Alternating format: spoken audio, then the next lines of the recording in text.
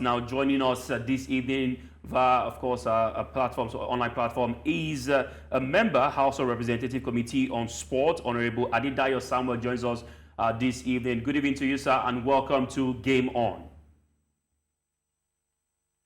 Good evening, and thank you for having me. All right, sir, a wonderful gesture from members of the House, which of course you are part of, and also a member in the Committee of Sport. What do you think, brought about this gesture? I mean, over time, it's not been same like this, but we're seeing something different this time around coming from members, especially knowing fully well that it's coming from the pockets of the members of the House. Well, first of all, let me start by saying that our prayers are with the families of our member who died yesterday, who passed on to glory. Yesterday, he was, until his passing away, the chairman of the House Committee on Sports, of which I am a member. He was a very courageous young man who wanted our sports to excel. And he was determined to use all the means legally and morally available for him to support all our athletes, whether in every form, in all our sports, both those that are there, in the events that we had hosted before or that we took part before.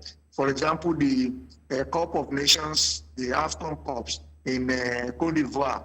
We were very determined to assist our footballers, and right now we are very, very determined to support our athletes at the Olympics. And that is why we have gone out of the way to raise money individually, to levy ourselves, as it were, to support our athletes, knowing fully well the influence that sport has on the unity of the country, as well as the motivation it can have for young people. All right. Of course, it's a wonderful one so far. I mean, having to, give to the athletes to support them. But is there a body that would be responsible to ensure that these monies are used for the purpose of its donation? Is there a body like that already existing? I can assure you that this 10th House of Assembly, House of Reps, is a very organized house. And we are extremely committed to transparency and accountability.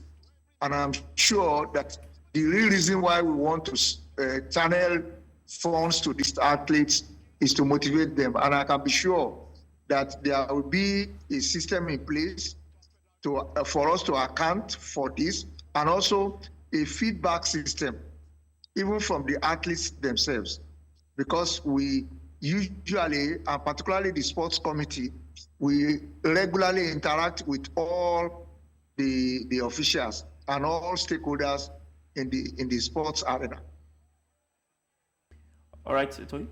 Yeah, Honourable, good evening, and I join you in commiserating with the House on the loss of the chairman of the House Committee on Sports, Ekene Adams, who we all know very well, those of us who have associated with him over the years. May God comfort his family. But let's come to the kind gesture of the House in giving 100 million to the athletes. It's not something that we see all the time. So we commend you for the largeness of heart, your magnanimity in coming forward with this one. But this may be a short-term solution to the problems of funding, particularly for big competitions like the Olympics, the Nations Cup, and all of that. We don't expect that every time House members will dip hands into their pockets and fund our teams or motivate our teams by bringing out their own personal cash. The minister talked about funding, and this has been an issue that has been going on for a long time. I want to suggest that the House can look in the direction of the National Sports Industry Policy, sports as business policy of the last administration, which will facilitate private sector funding and support for our sports. Is that something that you are thinking about, so that we can have something more enduring, something more sustainable in terms of providing funds for our athletes? The Olympians are going now. In a few weeks after now, the Paralympians will be going. What are you thinking along that line of providing something sustainable for these athletes?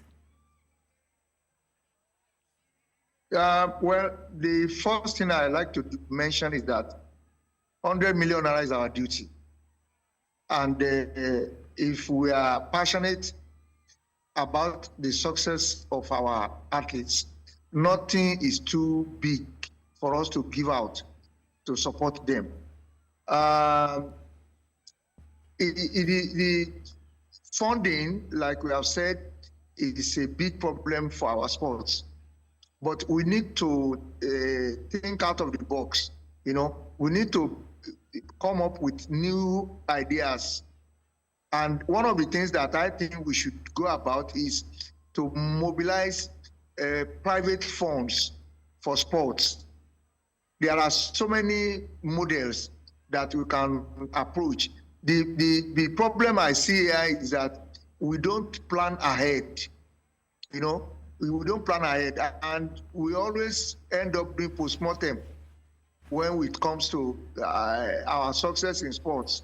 It's when we come back, we begin to blame each other, and we begin to say, if we have done this, if we have done that. But I think we should be more concerned about postmortem now.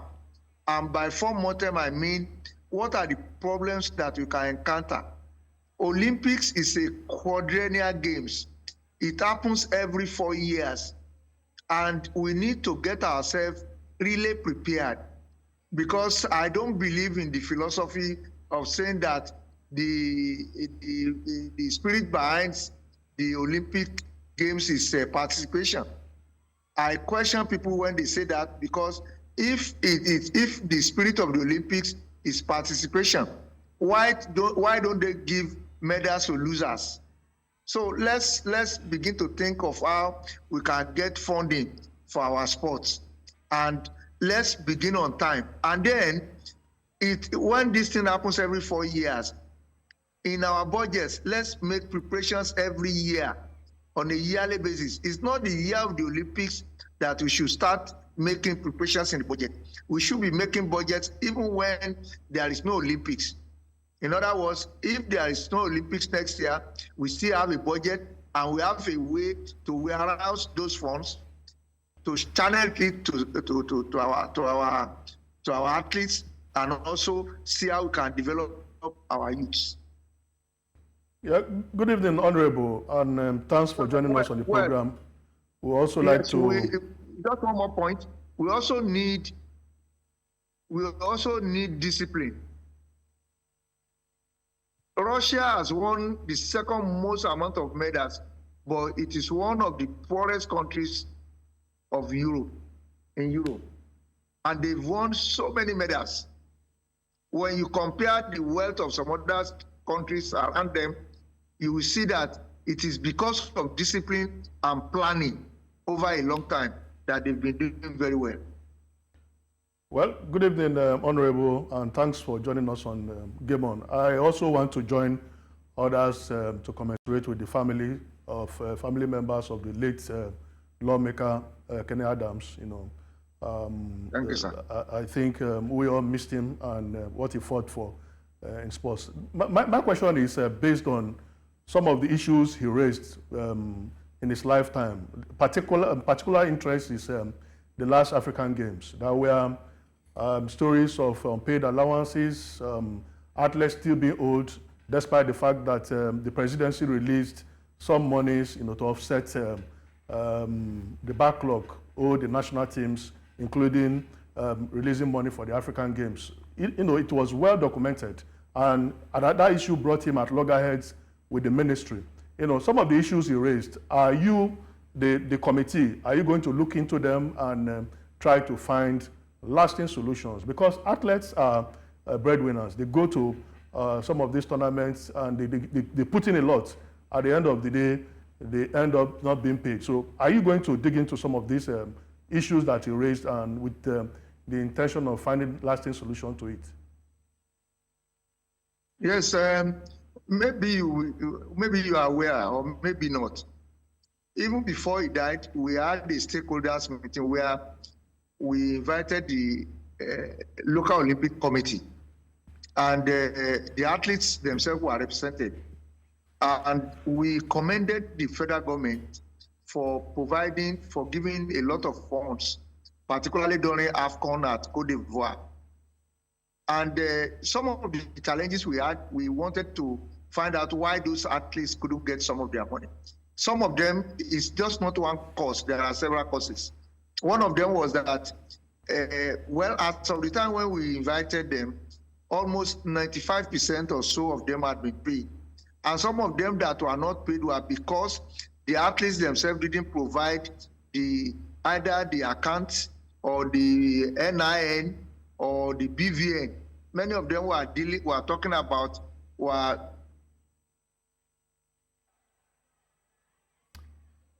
All right, Honourable. mentioning about Okay. that the NIN, which